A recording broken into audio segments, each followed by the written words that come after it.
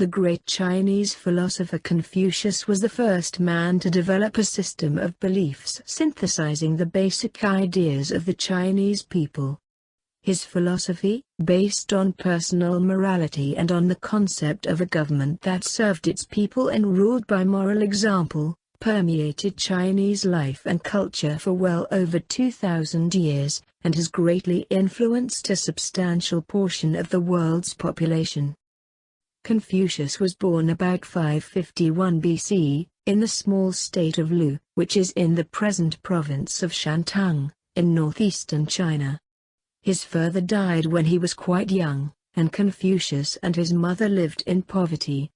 As a young man, the future philosopher served as a minor government official, but after several years he resigned his post. He spent the next 16 years teaching, attracting a considerable number of disciples to his philosophy. When he was about 50 years old, he was awarded a high position in the government of Lu. However, after about 4 years, enemies at court brought about his dismissal, and, in negation deed, his exile from the state. He spent the next 13 years as an itinerant teacher, and then returned to his home state for the last 5 years of his life. He died in 479 BC. Confucius is often credited as the founder of a religion, but this description is inaccurate. He very rarely referred to the denegation tea, refused to discuss the afterlife, and avoided all forms of metaphysical speculation. He was basically a secular philosopher, interested in personal and political morality and conduct. The two most important virtues, according to Confucius, are Zhen and Li, and the superior man guides his conduct by them. Zhen has sometimes been translated as love, but it might better be defined as benevolent concern for one's fellow men. Li describes a combination of manners, ritual, custom, etiquette, and propriety. Ancestor worship, the basic Chinese religion even before Confucius, was reinforced by the strong emphasis that he placed on family loyalty and respect for one's parents. Confucius also taught that respect and obedience were owed by wives to their husbands and by subjects to their rulers. But the Chinese sage did not approve of tyranny. He believed that the state exists for the benefit of the people, not vice versa, and he repeatedly stressed that a ruler should govern primarily by moral example rather than by force. Another of his tenets was a slight variant of the golden rule: what you do not want done to yourself, do not do to others. Confucius's basic outlook was highly conservative. He believed that the golden age was in the past, and he urged both rulers and people to return to the good old moral standards. In fact, however, the Confucian ideal of government by moral ex-negation ample have not been the prevailing practice in earlier times, and Confucius was therefore a more innovative reformer than he claimed to be. Confucius lived during the Chu dynasty, a period of great intellectual ferment in China. Contemporary rulers did not see negation accept his program, but after his death his ideas spread widely throughout his country. However, with the advent of the Qin dynasty, in 221 BC, Confucianism fell upon evil days. The first emperor of the Qin dynasty, Shi Huangdi, was determined to eradicate Confucius's influence, and to make a clean break with the past.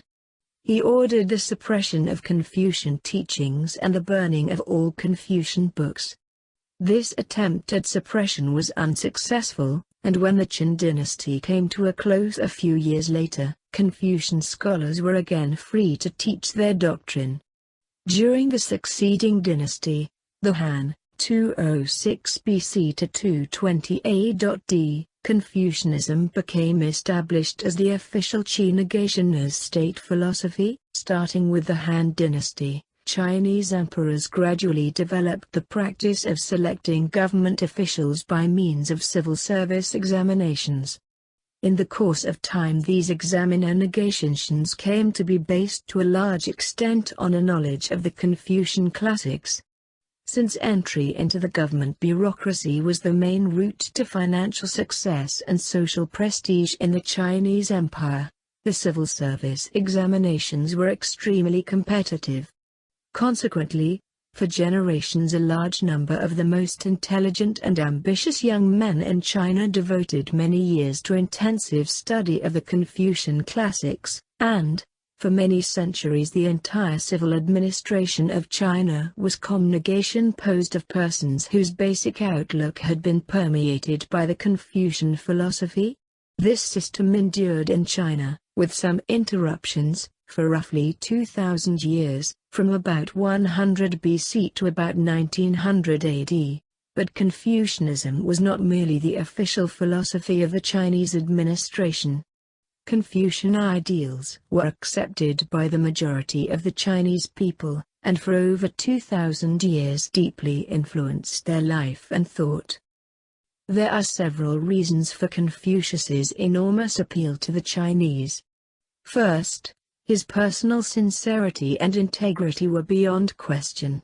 Second, he was a moderate and practical abnegation son, and did not demand of men what they could not achieve. If he asked them to be honorable, he did not expect them to be saintly. In this regard as in others, he reflected the practical temperament of the Chinese people. And this perhaps, was the key to the immense success that his ideas achieved in China.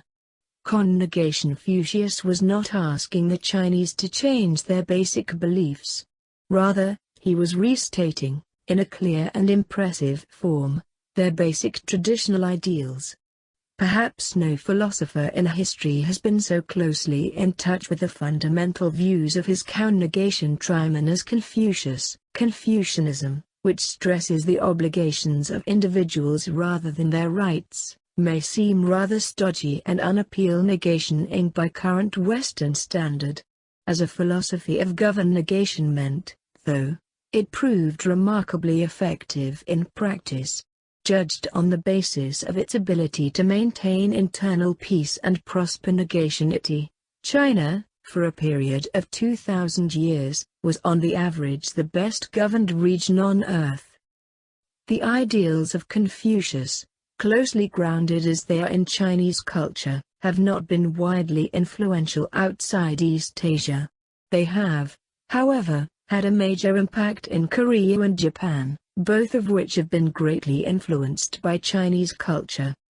At the present time, Confucianism is in low estate in China. The Chinese Communists, in an effort to break completely with the past, have vigorously attacked Confucius and his doctrines, and it is possible that the period of his influence upon history has drawn to a close. In the past, however, the ideas of Confucius have proven to be very deeply rooted within China, and we should not be surprised if there is a resurgence of Confucianism in the course of the next century.